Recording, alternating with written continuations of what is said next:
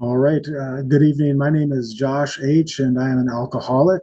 I am truly honored to be here and be given the opportunity to serve and to provide some of my story. I have no idea what I'm going to talk about today, other than the topic of work and self sacrifice for others, which is a topic that is near and dear to my heart and one that I try to hammer home in the hearts and minds of all that I work with. And I do so in hopes to remind myself, most importantly. Translate. Thank you. So ఆయన పేరు Jos అండి. ఆయన ఒక త్రాగుబోతు. నేను ఎవరితో మాట్లాడినా ఏలో ఈ విషయాన్ని గుర్తుపెట్టుకుని కొడతాను నేను తాగుబోతు. ఎందుకంటే అది బాగా అర్థం కాదు త్రాగుబోతు సమయం గురించి. సో వాళ్ళకి ఎక్కాలి బుర్రలోకి. ఆ, అందుకనే నేను చెప్తాను అని చెప్తున్నాను. Please go head. My sobriety date is January 15th, 2008. I am very grateful. I have been given a life that is worth living today. And I think that it's really important to just kind of summarize how I qualify as an alcoholic before I talk really more about the topic. I grew up in a home with deaf parents, parents that could not hear. So it's really beautiful to me that I'm participating in a meeting with translation. Translate. So ఇది చాలా important అండి. నేను మీటింగ్కి వెళ్ళాను. నేను త్రాగుబోతు ఎందుకు ఎలా అయ్యాను అని చెప్పి. సో అందుకనే ఆ కథ చెప్పాలి టాపిక్ ఏదో అని. సో ఈయన పుట్టింది ఏంటంటే పాపం వినపడని ఆ తల్లిదండ్రులకి పుట్టారు. అంటే చవితి తల్లిదండ్రులు, వాళ్ళకి ఏం వినిపిస్తుంది. సో దేవుడు చూసారా నేను అలాగే ఒక ట్రాన్స్లేషన్ మీటింగ్ లో పెట్టాడు అని చెప్తున్నాను. Please go head. So I was born in Lincoln, Nebraska, which is in the middle of the United States, and I didn't start drinking until I was 17. I didn't have my first drink or drug until I was 17 years old. But my entire life, uh, before I before I was ever introduced to drugs and alcohol, I felt a little different. Having deaf parents, I'd noticed that when people came over to my house, that there would be talk about how my parents spoke differently, and that there would be kind of talk behind my parents' back about how they sounded.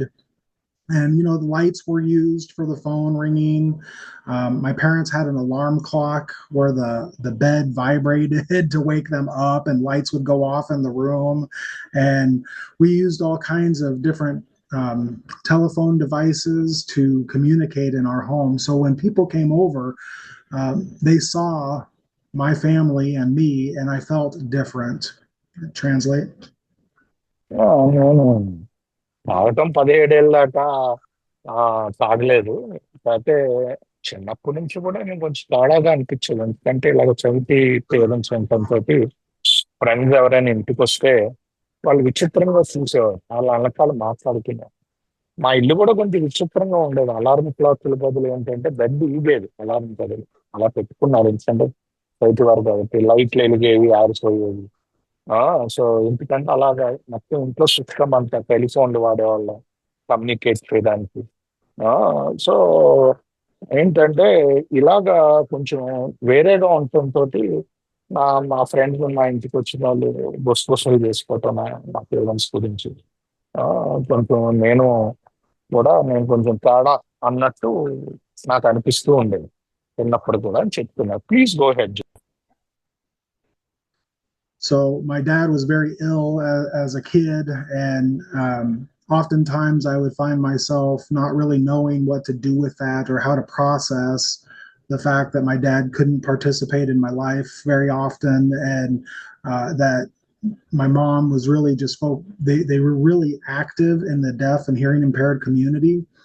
And by the time I was 17, I had performed really well in school, but I didn't really have a sense of belonging. I didn't really feel like I got along with folks at school. I felt like I had two older brothers and a grandma, and two parents living with me, which really felt like I had five parents. And I didn't really feel I connected to the family in a lot of ways. And on my 17th birthday, I decided that I would go to a guy's house, and the people that were there, we would drink and use and smoke marijuana that night.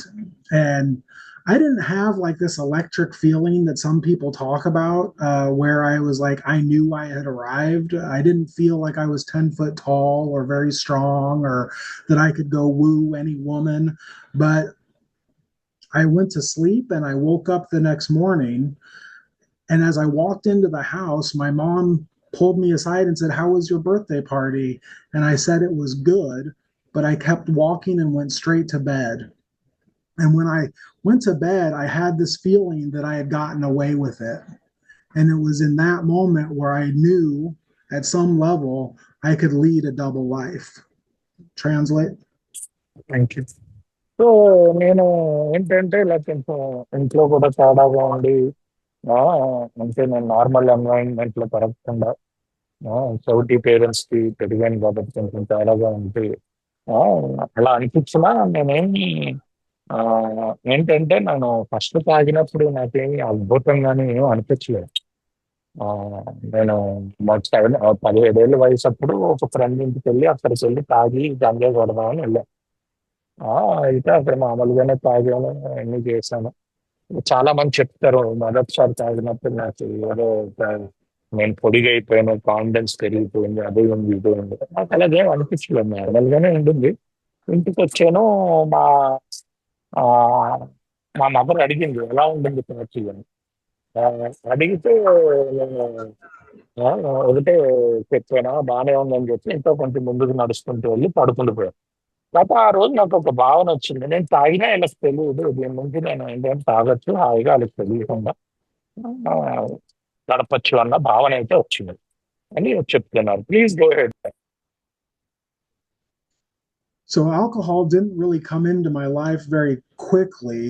It wasn't something that took over my life right away, but I did feel like I wanted to do that again.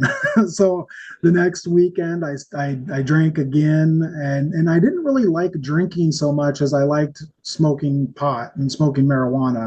And so my experience is that I pursued drugs for a while more than I pursued alcohol. And alcohol was kind of an accessory to the good time. It was really just kind of floating around out there. I only went to parties where I knew there would be drugs and alcohol.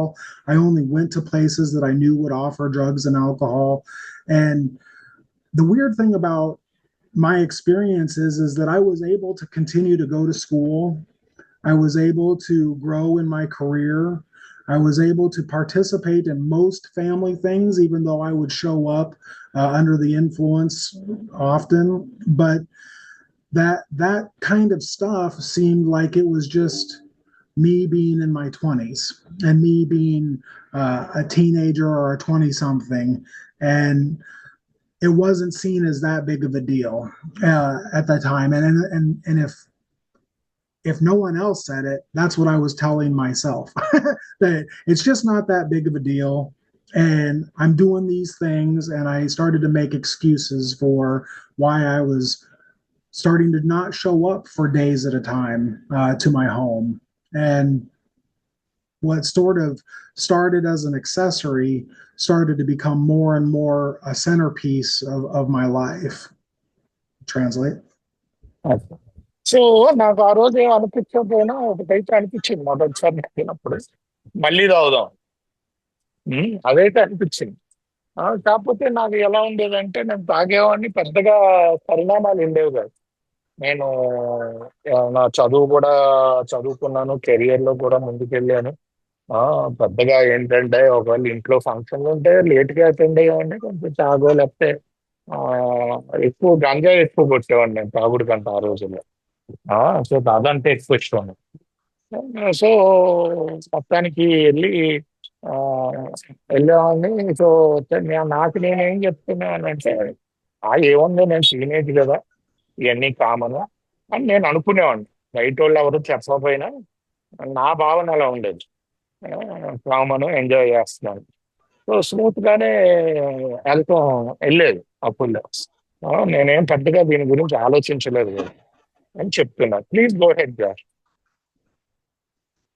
So I didn't really have a lot of legal consequences or really a whole lot of money consequences with alcohol or drugs. I was really um, basically, I felt like I was experimenting with alcohol, but when I would start to experiment, my consequences would get greater and greater. And by the time I was 21, I had had enough experience with drugs and alcohol that I knew what I was doing wasn't smart, but I had stopped caring.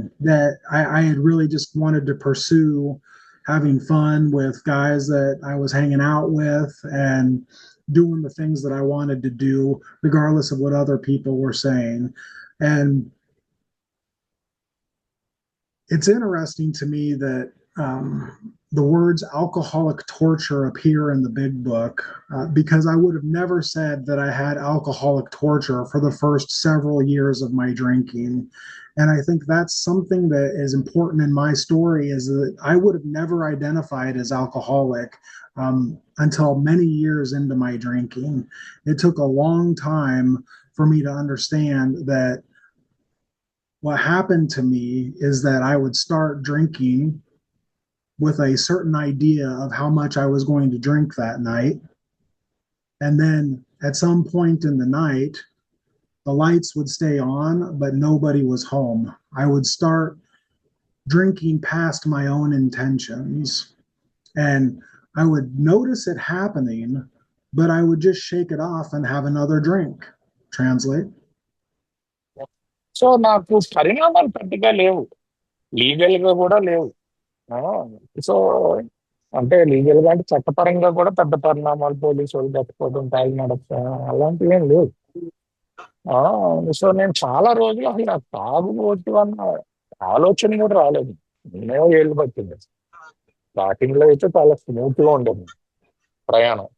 కాకపోతే ఏంటంటే నేను ఆ NRG తోటి experiment చేస్తున్నాను, drugs తోటి, తాగుడు తోటి అని అనుకునేవాడిని అంతే. అంతే తప్ప నేను తాగుబోతాను ఎప్పుడు అనుకోలేదు. కాకపోతే ఒకటైతే జరిగేది, నేను మామూలుగా ఇంత తాగుదాం అనుకున్నాక నేను అనుకున్న మోతాదు గంట బట్టి ఎక్కువ తాగాను రోజు. కాకపోతే నేను ఎప్పుడు దాన్ని పట్టించుకునేవాడిని కూడా కాదు. మోతాదు మటుకు ఆ, ఏంటంటే నేను అనుకున్న దాకా, అంటే నేను కొంచెం తాగి సరే ఇక్కడికి ఆపేద్దాం అనుకున్నాను కదా, ఆపేదాన్ని మళ్ళీ పోస్తున్నాను. సో అది పెద్దగా పట్టించుకునేవాళ్ళు కూడా కాదు ఇలా జరుగుతుంది ఏంటి అని. ఆ, ఎందుకంటే ఏ బిగ్ బుక్ లో చాలా చోట్ల రాసింది ఏంటంటే ఆల్కహాలిక్ టార్చర్. టార్చర్ నేను చాలా కాలం దాకా నేను అనుభవించలేదు, చాలా ఏళ్ళు పట్టింది అని చెప్తున్నా. Please go head. So you can imagine that my approach of just saying it's not a big deal and having another drink was not very successful. I would have another drink and continue to go to places where I would black out, or I would go to places where I would say things or do things that were really against my own morals and values. That I would steal money from my mom and my mom's jewelry box. I would take things and pawn them. And there were just behaviors that were really objectionable, is what the big book says. And I remember there was a time where I told my niece that I would pick her up, and I just did not. And those kinds of things really, I started to notice them happening, and I started to feel really guilty and ashamed of that stuff. But yet I would still continue to drink. And as I continued to drink, I would shut down the shame and not feel as guilty in the moment. But as soon as I came back to my senses, I would sometimes feel worse and oftentimes feel even more terrible about my behavior. And this started to happen about 6 or 7 years into my drinking. And I didn't really know what to do with that other than to continue to drink. And for me, that kept setting me up for what the book calls um, these spree drinking, where I would feel horrible, I'd drink, I'd tell myself I don't want to drink, but since I've already drank, let me keep drinking. And then I'd pass out, I'd wake up and regret drinking, and I'd swear off of drinking. And then over some time, maybe a couple hours, a couple days, or a couple months, I'd start thinking about drinking again. And then when I would think about drinking, it gets so loud in my head that I would just go drink. I'd stop the arguing and just go drink. And then that would start another spree where I immediately regret drinking. I swear off of drinking. I start thinking about drinking. I would drink. I'd immediately regret drinking. I'd swear off of drinking. I'd start thinking about drinking. I'd start drinking. I'd regret drinking. I'd swear it off. But then I'd start thinking about it again. Translate. Thank you. So ఏంటంటే నేను మెల్లిగా ఏమవుతుందంటే black అవుట్కి వెళ్తున్నాను. నేను చేయకూడని పనులు చేస్తున్నాను ఆ, చిన్న చోట్లకి వెళ్ళి.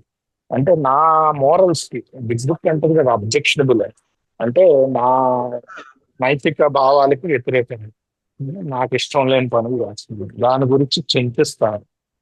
ఆ, కాకపోతే ఏంటంటే మా అమ్మగారి వస్తువులు దొంగతనం చేసి వాటిని తాకట్టు పెట్టాను. ఒకసారి మా నీసుని ఎక్కించుకుంటానని ఎక్కించుకోలేదు ఎప్పుడు.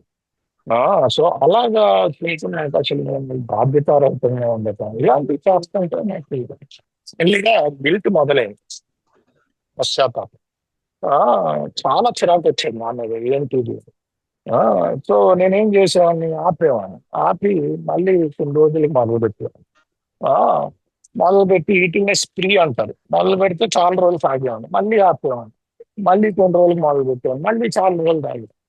సో, ఇలా జరుగుతూ ఉండేది. కాకపోతే నాది ఎలా ఉండేదంటే నేను తాగినప్పుడేమో కొంచెం మర్చిపోదామని తాగేవాడిని. దాని తర్వాత మర్నాడు అబ్బా! ఎంత తాగానురా అని మళ్ళీ ఆపేవాడిని కొన్ని రోజులకి. మళ్ళీ అదే ఆ గిల్ట్ పెరిగాక మళ్ళీ తాగేవాడిని. ఆ! మళ్ళీ గిల్ట్ వచ్చేది. మళ్ళీ తాగుడు గురించి ఆలోచించేవాడిని. మళ్ళీ తాగేవాడిని. మళ్ళీ రిగ్రెట్ అయ్యేవాడిని. మళ్ళీ ఆపేవాడిని. మళ్ళీ తాగుడు గురించే ఆలోచన. ఆ ఆలోచన ఎంత శక్తివంతంగా ఉండేదంటే మళ్ళీ తాగేవాడిని. సో, ఇది ఇలాగ సైకిల్‌లో రిపీట్ అవుతూనే ఉండేది అని చెప్తున్నాను. Please go head. So with this spree drinking, my alcoholism really looked more like absenteeism. I just wasn't really showing up. I just wasn't really around. I'd make commitments and then flake out. I would just kind of go through like a pinball, bouncing around and just hit a wall and then go to the next wall. And that kind of behavior kept going. And I surrounded myself with people that did the same stuff. I ended up hanging out with friends that had silly nicknames, and I'd be hanging out with people that I didn't really relate with, but because we were drinking together, we were hanging out together.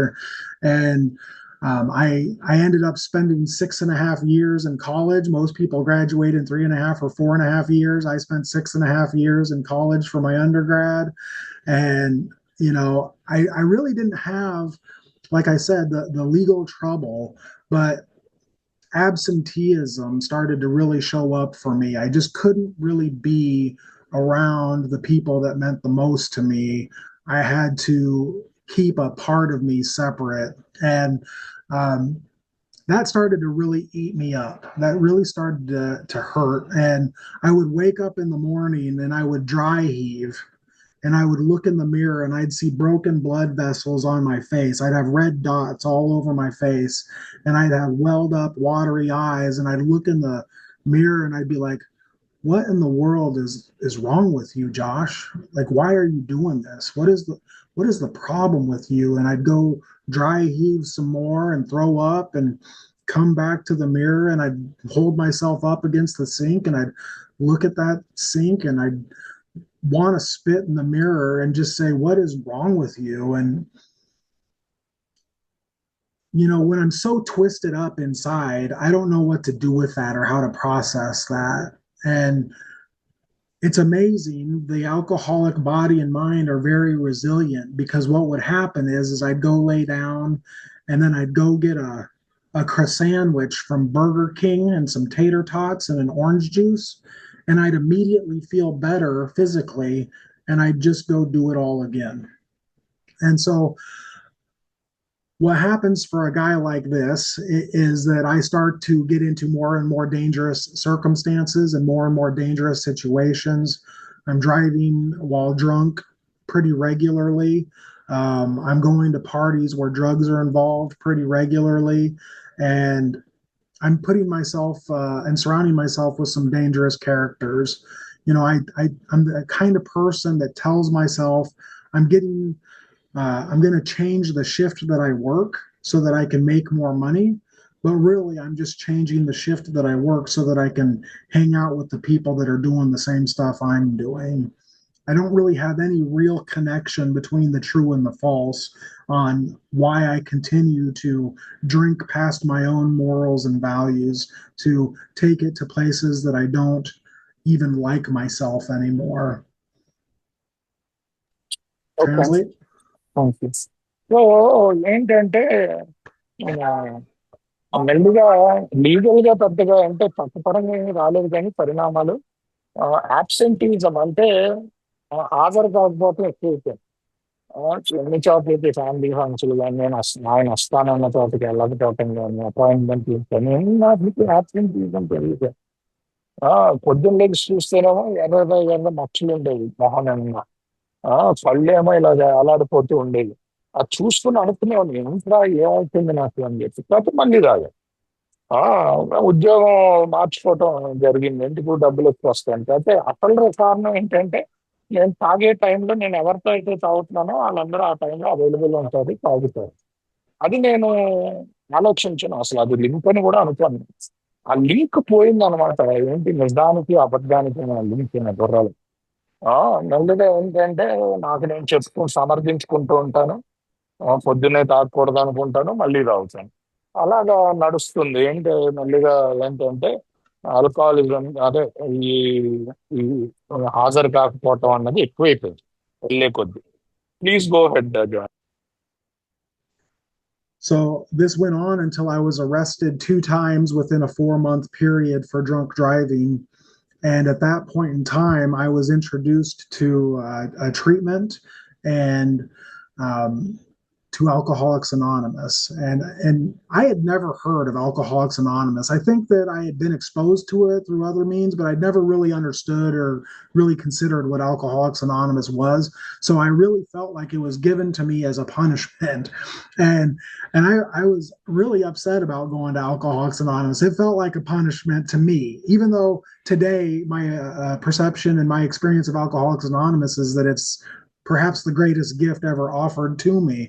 Uh, but that said, when I showed up, I was upset. I was angry, and I didn't want anybody talking to me. I didn't want anybody telling me their story. I didn't want anybody to come say hi to me. I just wanted them to stay away from me so that I could get my legal requirement finished and I could just go home.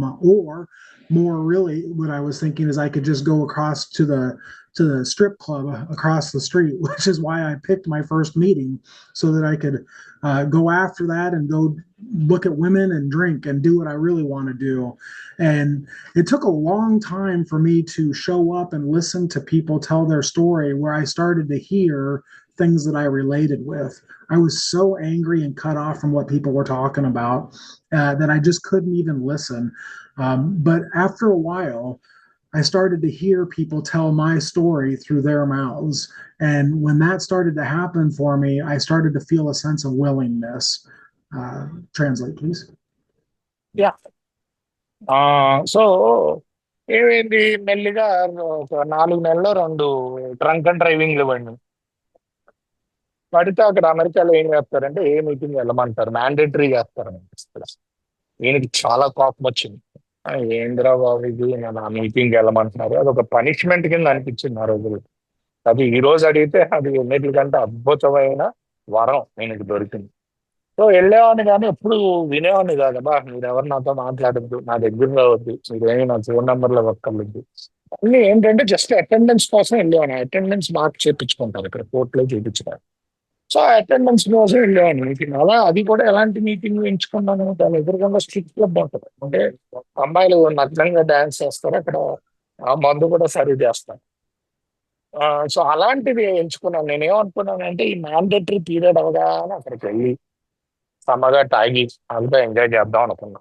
కాకపోతే నాకు చాలా time పట్టిందండి. అసలు నేను sharing వినడానికే నాకు చాలా time పట్టింది అని చెప్తున్నాను. కాకపోతే మెల్లగా వినటం మొదలు పెట్టాను, అర్థమవటం మొదలు పెట్టాను. Please go ahead Jos.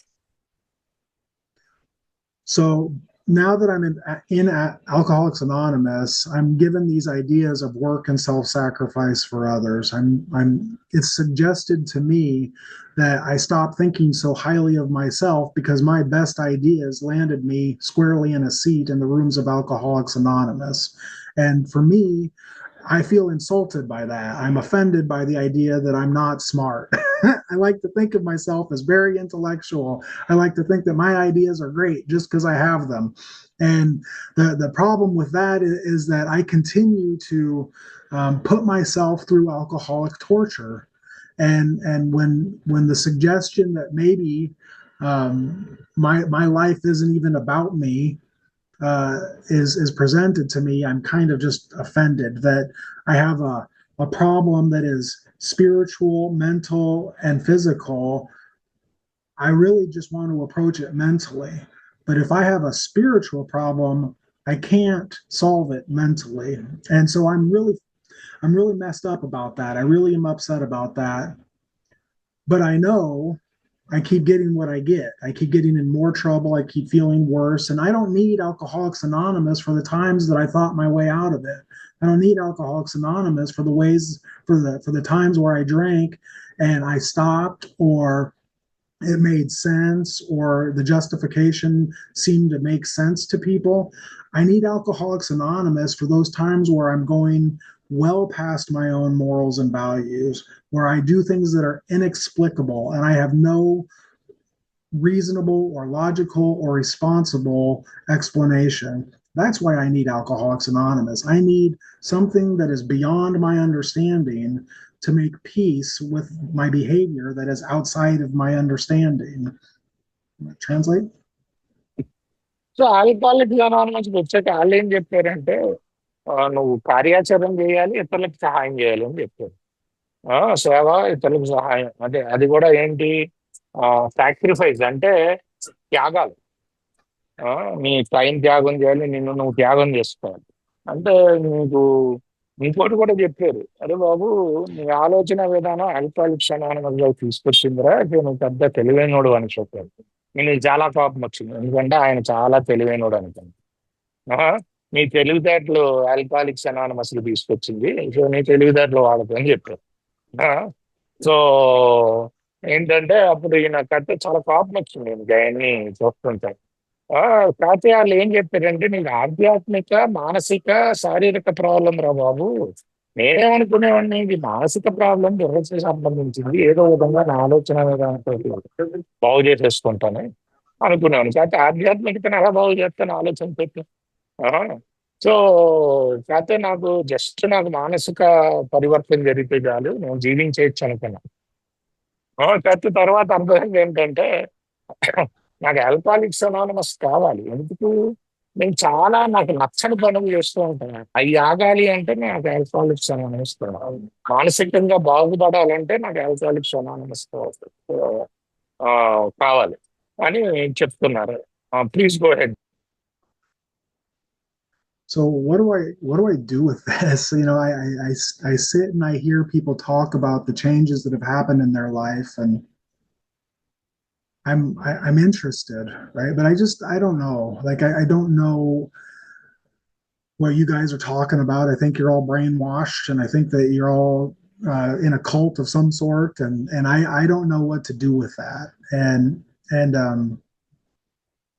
I moved to from Lincoln, Nebraska to Cedar Rapids, Iowa, which is about 350 miles away, and I'm alone. I don't have any family or friends, and in Cedar Rapids, and so I I start going to meetings, and I start participating in Alcoholics Anonymous, and I start finding people that need rides. I was blessed to have a license. I had had my license taken away for a year, and I rode my bike everywhere. I hated riding my bike everywhere, for the record. It was not my favorite. It was like I weigh 300 pounds, and when a guy on a bike weighs 300 pounds, it's kind of a comical scene. And so I was just trying to get everywhere I needed to go. But when I got to Cedar Rapids, I had a license and I was able to start giving rides to people to be of service. And the funny thing about giving people rides and being of service is that I start to have time with these people before the meeting and time with these people after the meeting. And so I start to get to know them on a more personal level. Translate. So వీళ్ళు ఏంటంటే ఇతరులకి సేవ అంటే ఏం చేయదు అసలు వినేవాడిని కాదు నేను అసలు స్టార్టింగ్ లో నా ఇష్టం వచ్చాడు చేసుకుంటూ వెళ్ళిపోయేవాడిని. ఒక బైక్ ఉండేది, నేనేమో ఆల్మోస్ట్ 200 కేజీలు. ఆ, అదే 150 కేజీలు అనుకుంటా, 200 కాదు, 140 కేజీలు. ఆ బైక్ మీద నుంచుని వెళ్ళిపోతూ ఉండేవాడిని. ఆ, ఎక్కడ పడితే లైసెన్స్ కూడా ఉండేది కాదు. సో ఏంటంటే ఆ కాక అలాగా ఒక ఊరు నుంచి ఒక ఊరు వెళ్తుంటే ఫైనల్ గా సీడర్ ర్యాపిడ్ ఇక్కడ ఉన్న ఊరికి వస్తే అప్పుడు ఆ టైంకి నాకు లైసెన్స్ వచ్చింది. లైసెన్స్ వచ్చాక ఏం చేయటం మొదలు పెట్టానంటే పట్టణిస్తులకి నా బండి మీద రైడ్ ఇవ్వటం మొదలు పెట్టా మీటింగ్కి. ఇస్తుంటే ఇది సర్వీస్ అప్పుడు మొదలైంది నాకు. ఇస్తుంటే నాకు మెల్లిగా ఏమైందంటే వాళ్ళు నాకు అర్థం అవటం మొదలు పెట్టారు, వాళ్ళతో క్లోజ్ అవటం మొదలు పెట్టాను అని చెప్తున్నారు. Please go head. And so as I spend time getting to know some people outside of the meetings, I start to realize that I'm not so alone. And I start showing up to these meetings with these people, and I start hearing these announcements that there's other things to do in Alcoholics Anonymous besides just go to a meeting. There's conferences, we have campfires, we have workshops, and we have all kinds of dances and fun activities that single people or anybody in Alcoholics Anonymous can go to. And I start going to these things. I don't feel comfortable about it at all. Like the idea of self sacrifice for me at first was just showing up and saying hello to strangers. Like self sacrifice for me was as simple as getting over all the messages in my head that tell me, don't do this, you're not doing it, don't go there, don't say hi to them, they don't like you suck, you're horrible, they're dumb, they're beneath you, all just the crazy stuff that comes up in my head. And that was my first self-sacrifice, was to just say, maybe I don't know, maybe I don't know what I'm supposed to be doing here. And maybe with just a little bit of willingness, getting outside of myself and sacrificing some of myself, I can just show up for something new. And God knows I needed something new in my life.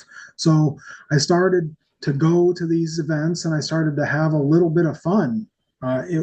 Unbelievably so, against my own better judgment, I started having some fun in Alcoholics Anonymous.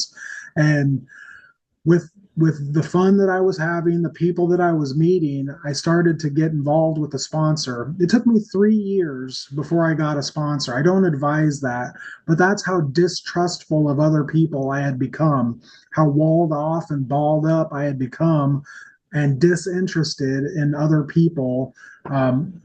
That it took me 3 years to find my first sponsor. And translate.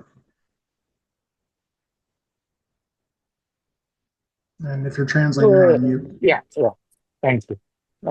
So ఏంటంటే ఆయన ఇది పక్కన వాళ్ళకి సహాయం చేయాలంటే చిరాకుగా ఉండేది ఇంకా స్టార్టింగ్. అందరూ ఇల్లు పక్కన వాళ్ళకి సహాయం చేయాలంటారు. ఆల్మోస్ట్ ఏంటంటే కాకపోతే ఇక్కడ యానివర్సరీలు వీటికి నేను తీసుకెళ్ళాను. స్టార్టింగ్ లో అసలు నచ్చేది కాదు. వాళ్ళు నాకు ఇష్టం లేదు, వాళ్ళు వాళ్ళు నా గురించి ఏమనుకుంటున్నారు, నువ్వు ఒక వేస్ట్ ఫెలో, ఇలాంటి ఆలోచనలన్నీ తిరుగుతూ ఉండేది వాళ్ళు. యానివర్సరీ గురించి వీడికి ఏం తెలుసు, ఇలాంటి ఆలోచనలన్నీ తిరుగుతూ ఉండే తప్ప వెళ్తూ ఉండేవాడిని. ఎందుకంటే ఇంకేం లేదు చేయడానికి, ఏదో ఉంది కొత్తగా ట్రై చేద్దాం అని చెప్పి వెళ్తూ ఉంటే మెల్లిగా అక్కడ ఫ్రెండ్స్ అవటం నచ్చటం మొదలుపెట్టింది. ఆ, నచ్చటం మొదలు పెట్టినా నాకు ఇంకా సర్వీస్ చేయాలని ఏది చేయాలన్నా మనసు స్వార్థంలోనే ఉండేది. సో నేను స్పాన్సర్ని 3 ఏళ్ళకి తీసుకున్నాను. 3 ఏళ్ళు పట్టింది, ఎందుకంటే అంత నమ్మకం లేదు.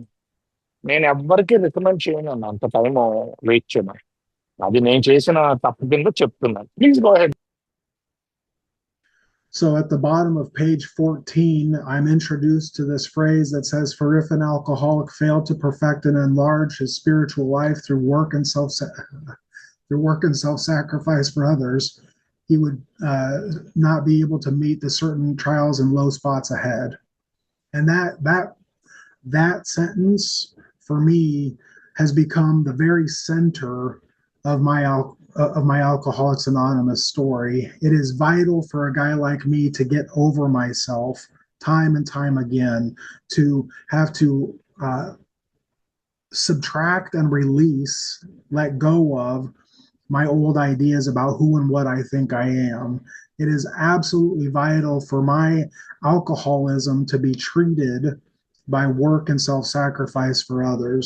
And that's what this whole journey through the steps has been for me. Step one for me was recognizing that I was powerless, that I had nowhere to go except down and further down, that I had been licked, that I was done, that I was absolutely beaten into a state of reasonableness. And it's funny to me that being beaten into a state of reasonableness is equal to being at my point of most humility, where my logic, my reason, my intellectual prowess is going to be insufficient to get me out of the jam I find myself in.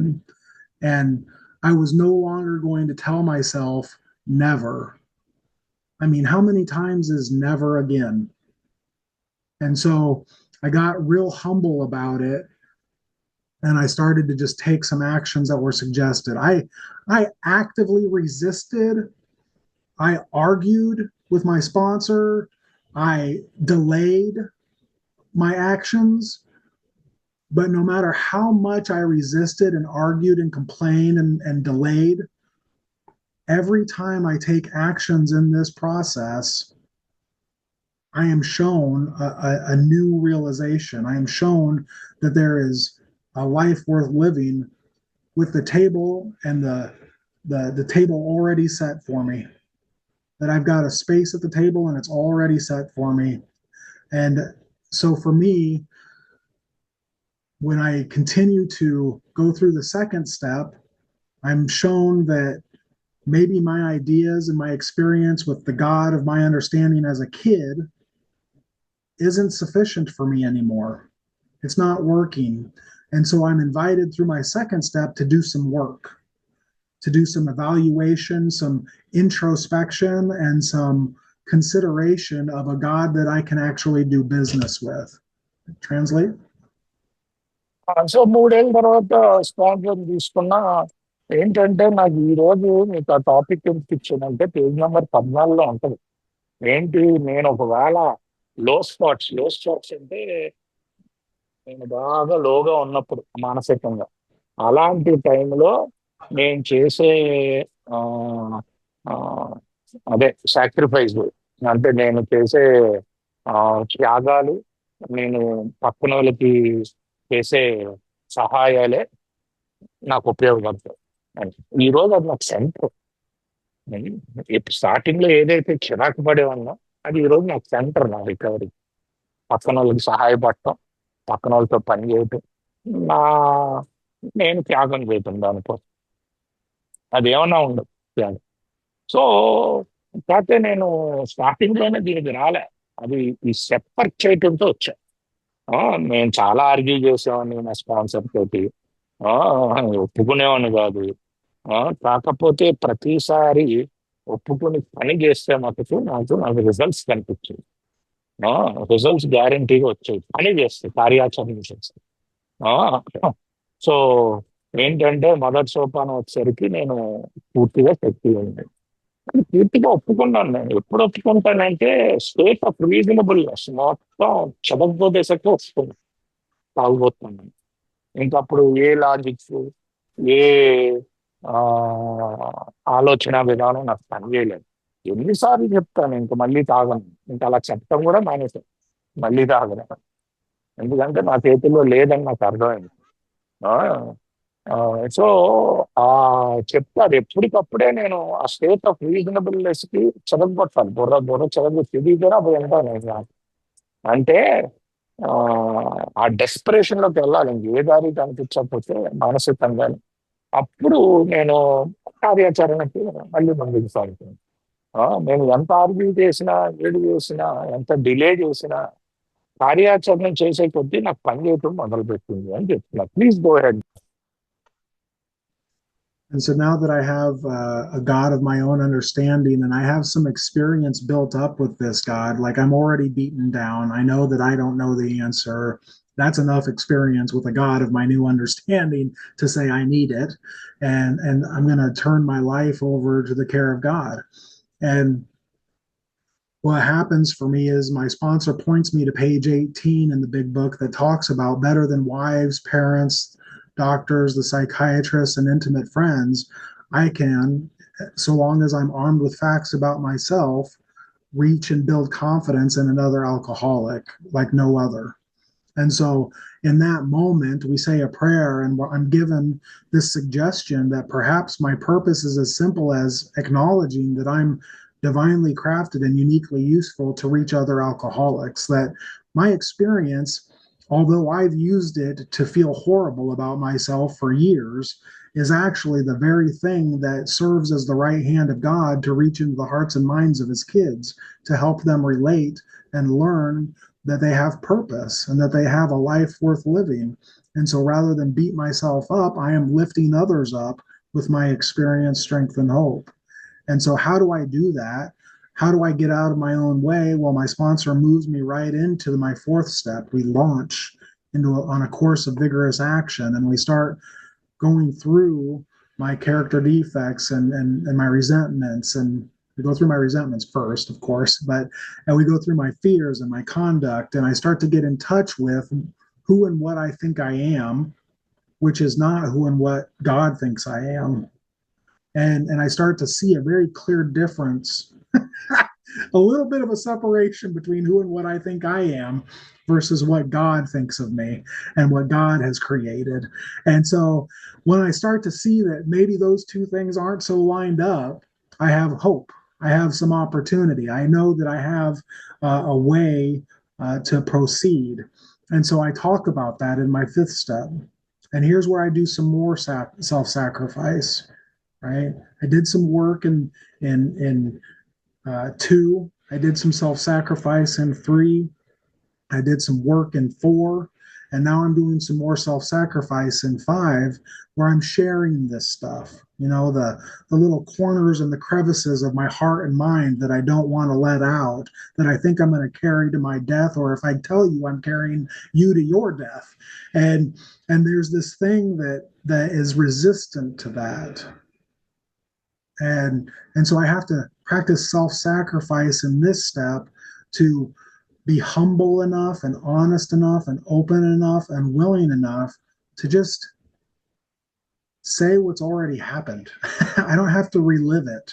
The goal is to face and be rid of the things that are blocking me, not just to face and dwell upon the things that have been blocking me. Translate? Sure. So ఏంటంటే రెండో సోపానంలో నాకు దేవుడి మీద నమ్మకం ఉన్నా పనిచేయదు, మిగతా చేయబోతుంది. ఎందుకంటే నేనేమనుకుంటున్నాను నేను చేస్తాను. దేవుడితో రిలేషన్ ఎక్కడ ఉంది, ఆయన ఏమనుకుంటున్నాడో దేవుడు. అప్పుడు రిలేషన్షిప్ ఆధారపడుతుంది. సో అందుకనే మూడో సోపానానికి వచ్చినప్పుడు ఆ, ఈ రిలేషన్షిప్స్ ఏర్పడడానికే నేను నా ఇచ్చని ఆ జీవితాన్ని దేవుడు చేస్తాను. దాని తర్వాత ఇమీడియట్ గా ఇచ్చినప్పుడు నేను ఇమీడియట్ గా దేవుడు ఏం కావాలనుకుంటున్నాడు, నాలో నా తప్పులు అదే నాలో నన్ను తీసుకోమంటున్నాను అడిగేసేసాడు.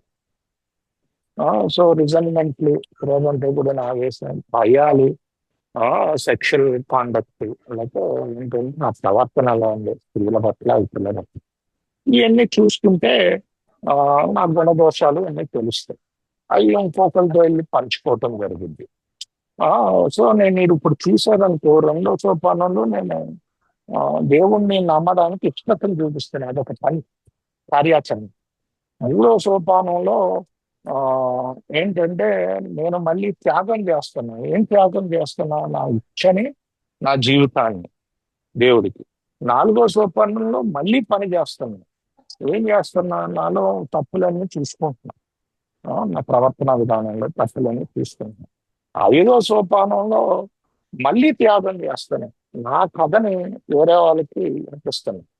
ఆ, ఏంటంటే నా తప్పులు నేను ఏమైతే నేను చచ్చిపోయేదాకా తీసుకెళ్దాం అనుకున్నానో, లేకపోతే మీరు ఉంటే మిమ్మల్ని కూడా చంపేద్దాం అనుకున్నాను, అలాంటి తప్పులు కూడా పెట్టుకుని నేను ఎప్పుడు ఇంతకుముందు ఏమనుకునేవాడిని అంటే, అయ్యో నా తప్పులు అని బాధపడేవాను. ఈ రోజు నేను ఏమనుకుంటానంటే, నా తప్పులు వేరే వాళ్ళకి ఉపయోగం.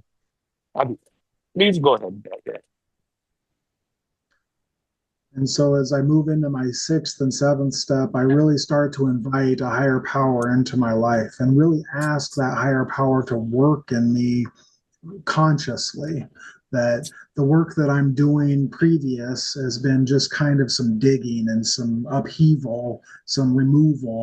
And as I get into my sixth and seventh, I'm asking God to start moving in and through me and starting to do some of the heavy lifting for me.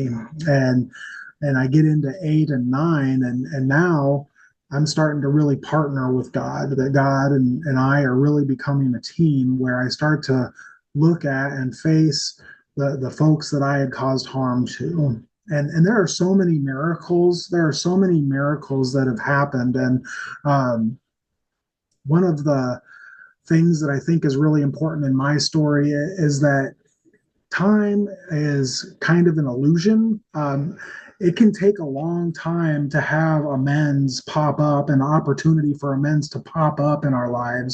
So I encourage you to seek out your amends, to not sit on them, to not wait for them, to not just kind of hang out and wait for God to present the opportunity. Like so many folks I hear talking about their amends. Well, God just hasn't presented the opportunity yet. We make a direct amends as soon as possible. And that is brought up again in our 10th step, that when we continue to take personal inventory and watch for these things, it says we make amends immediately. And so it's very important for me. I tell this story because I waited 11 years to make amends to a company I used to work for. And for 11 years in sobriety, I would drive by this sign of this company and I would feel twisted up inside. I would feel the sense of remorse and the sense of shame and guilt. And also, I would feel terrible, just terrible about the past. And beyond that, I would feel horrible and fearful about what might happen in the future if anybody ever knew. If they really knew what I did, I could be arrested and I could be jailed and I could be put away for a while. And so I had this like sense of fear about the future, and I had this sense of shame about the past. And every time I drove by, except what would happen for me for 11 years is I would just say, nah, they deserved it.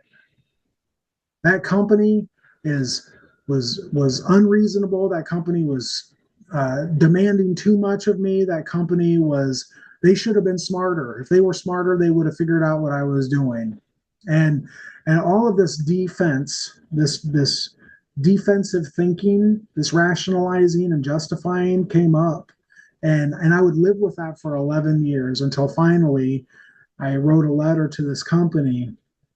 And the funny thing about this is that the person who received the letter was in an entirely different region and area of the United States, but they were the exact same person that was in charge of the loss prevention, the theft prevention at the store I worked at when I was doing this stuff. So the very person that was overseeing my behaviors at that time 11 years later is the very person that I reach out to, even though I don't write the letter to the store itself. Translate. So ఏంటి ఇప్పుడు 6-7 సోపానంలో దేవుణ్ణి ఆహ్వానించి ఆయన నాలోంచి ప్రవహించి ఆ గుణదోషాలను తీయమని అడగాలి. అది దేవుడు చేసే పని, దేవుణ్ణి ఆహ్వానించడం. ఇంకోటి 8-9 సోపానాల గురించి కూడా మాట్లాడారండి. ఇది చాలా ఇంపార్టెంట్. డైరెక్ట్ పేమెంట్స్ స్టేట్ 10వ సోపానంలో కూడా రాసి ఉంటది. మీరు ఫస్ట్ గాడికి ఇవ్వండి, ఇమీడియట్ గా ఎవరికైనా డిస్కస్ చేయండి, ఇమీడియట్ గా వాళ్ళకి అమెండ్ చెప్పండి. సో డైరెక్ట్ పేమెంట్ నాలా పోస్ట్ పోన్ చేయకండి. చాలా మంది చెప్తూ ఉంటారు ఇంకా నాకు దేవుడు అవకాశం ఇవ్వలేదు అమెండ్ చేయడానికని. మీరు వెళ్ళండి, మీరు తెచ్చుకోండి అవకాశాలు అమెండ్ చేయడానికి. నాలా పోస్ట్ పోన్ చేయకండి. ఎందుకంటే ఎప్పుడు గిల్స్ లో బతుకుతాను, లేకపోతే ఫ్యూచర్ తో భయాన్ని బతుకుతాను. ఎందుకు నా గురించి తెలిస్తే వాళ్ళు ఏమనుకుంటారు, లేకపోతే ఇది నన్ను తెలిస్తే జైలుకి పంపిస్తారు. జైలుకి పంపించగలిగే అమౌంట్లు కూడా ఉన్నాయి. అది 11 ఏళ్ళు పోస్ట్పోన్ చేశాను. ఎప్పుడు ఏం చెప్పాను, ఆ కంపెనీ వాళ్ళకి ఇంకా బాగా తెలియాలి నన్ను అసలు ఎందుకు అలా ఉంచుకున్నారు, నేను దొంగతనాలు చేస్తాను అని. కాకపోతే మొత్తానికి ఆ హెడ్ క్వార్టర్స్ కి రాశాను లెటర్స్. ఆ లెటర్ ఎవరికి చేరింది అనుకున్నారు? అప్పుడు నేను ఆ స్టోర్ లో పనిచేసే మేనేజర్ దగ్గరికి స్టోర్ ఉంది. ఆ 11 ఏళ్ళలో ఆయన హెడ్ క్వార్టర్ లో హెడ్ అయ్యాడు ఇలా థెఫ్ట్లకి అది రిలేటెడ్. సో ఆయనకి చేరింది.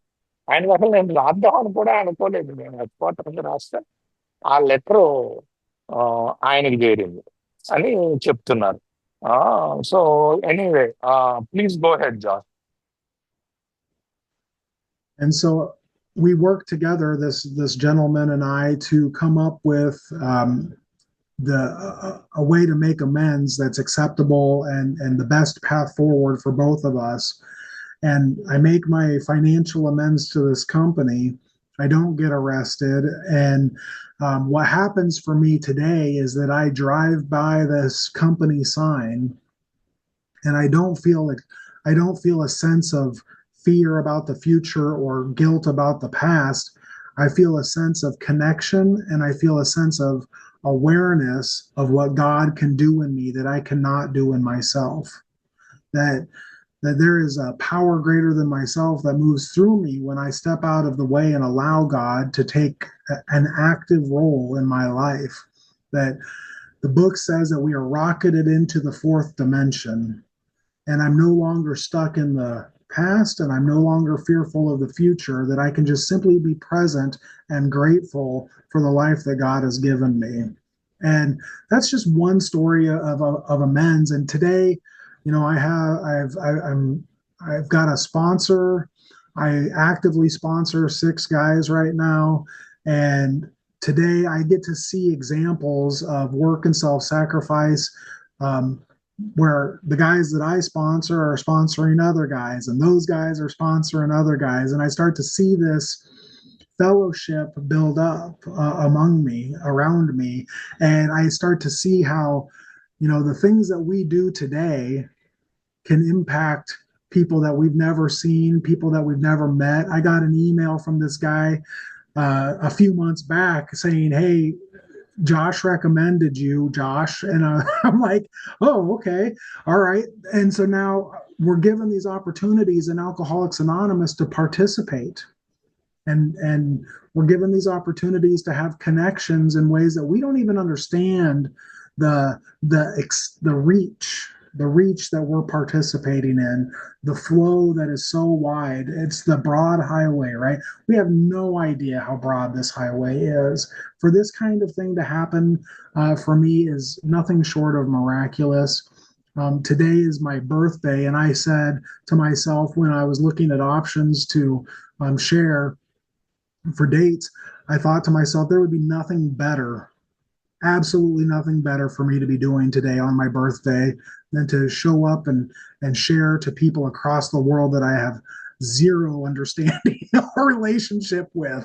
But in my core and in my heart, if you're alcoholic like I am, the people when I came to Alcoholics Anonymous knew me better than I knew myself. They really did. They knew me better than I understood myself. They understood what I was up against. They understood the pain that I was experiencing. They understood the isolation that I was facing. They understood my confusion and my distortion in my heart. And they accepted me and loved me until I learned how to love others and ultimately love myself. And so to be able to give back in this very simple way is just such a beautiful thing. I want to make sure that um, I thank you for translating. I really appreciate the difficulty that can present, and I also really just appreciate your willingness to have this meeting and to reach out to strangers and to invite strangers into your world. That is the best thing we can do against alcoholism. Translate. So ఏంటంటే తొమ్మిదో సోపానం చేసేసరికి కదా ఇది ఒక example నేను చెప్పింది delay చేయకుండా చేయాలని సజెషన్ ఇస్తుంది. డైరెక్ట్ పేమెంట్స్ చేసేస్తే దేవుడు చూస్తాడు. ఆ పాత పిల్లడి గిల్ట్ ఫ్యూచర్ అంటే భయం. సో ఇది అలాగే 10వ సోపానం కూడా ప్రాక్టీస్ చేసుకుంటూ వెళ్ళి ఈ రోజు నాకు స్పాన్సర్ అన్నాడు. యాక్టివ్గా అంటే ప్రస్తుతం ఒక 6 స్పాన్సర్లతో యాక్టివ్గా పనిచేస్తున్నాను.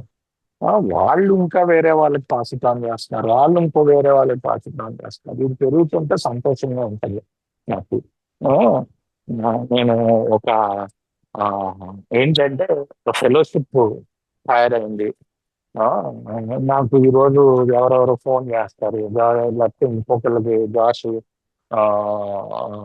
నిన్ను రికమెండ్ చేశారు అని. సో ఇలాగా ప్రతి ఒక్కరికి అవకాశం దొరుకుతుంది పార్టిసిపేషన్ నేను నేను చేసే చిన్న పని వల్ల అని చెప్తున్నారు. ఈరోజు ఏంటంటే ఈరోజు నా పుట్టినరోజు, జన్మదినం. ఈరోజు నేను డేట్లు చూసాను ఏమేమి అవైలబుల్ ఉన్నాయి మీ మీటింగ్. నేను కావాల్సిన జన్మదినం రోజు సెలెక్ట్ చేసుకున్నా డేట్. ఎందుకంటే మంచి పని ఉంటుంది. నేను పుట్టినరోజు ఎందుకంటే భాగ్యం ఉంటుందని చెప్తున్నారు. ఇవన్నీ చెప్తూనే మనకు ధన్యవాదాలు చెప్పారండి. ఎవరో తెలియని వాళ్ళని తీసుకొచ్చి ఇన్వైట్ చేస్తున్నారు మీటింగ్లకి. అదే మీరు చేయాల్సింది. అదే ఆల్కహాలిక్స్ అని బట్టి దాన్ని బట్టే మనం సోబర్గా ఉంటాం. ఒకళ్ళొక్కళ్ళ పరిచయాలు బట్టి అని చెప్తున్నాం. Yes Jaz. So I know that we're coming up on our time. So I just wanted to also say that today, what work and self-sacrifice looks like is going on 12-step calls and going to places where we go, where we end up, which most of the meetings, I won't say most anymore, but many of the meetings that I go to are either in jails or hospitals or transitional housing places, treatment centers, to reach out to newcomers and be in front of people that are just like me.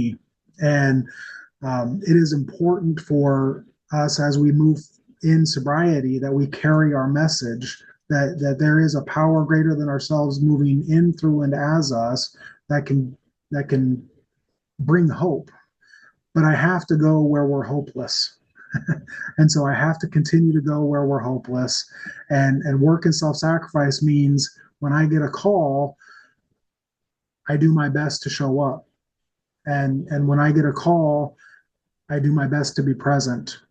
And even though I have so many things going on and being in sobriety has given me so many gifts in life, I have to stay humble in a way that allows me to be present and meet people exactly where they are, because where they are is where I have been. And so I think work and self-sacrifice today is just as important as it was the very first day I showed up. And I think that's everything. Translate. So ఏంటంటే ఈరోజు కూడా ఆ, పని చేయటం, కార్యాచరణ చేయటం, ఆ, త్యాగం చేయటం, ఇది ఈ రోజు కూడా ఇంపార్టెంట్. 12 స్టెప్ కాల్స్ అంటారు అంటే ప్రారంభతులు. అది వచ్చినప్పుడల్లా ఏదన్నా నేను వదిలేసి వెళ్తాను. ఆ, నేను నన్ను పిలిచిన చోటికి వెళ్ళడానికి నేను ప్రయత్నిస్తాను. అక్కడ ప్రజెంట్ మూమెంట్ లో ఉండడానికి ప్రయత్నిస్తాను. నా జీవితంలో చాలా జరుగుతుంది, అయితే అక్కడ నేను వాళ్ళ కోసం ఉండాలి. ఆ, అది చేసుకుంటూ వెళ్తాను. ఈ రోజుకి కూడా చాలా ఇంపార్టెంట్ నాకు ఏంటంటే ఇతరులతో పని చేయటం, లేకపోతే కార్యాచరణ చేయటం, నా ఆ, అదే ఆ త్యాగాలు రెండు కూడా చాలా ఇంపార్టెంట్ అని చెప్తున్నారు. చెప్తూనే థ్యాంక్ యూ చెప్తూ ఇక్కడికే ముగిస్తున్నారండి.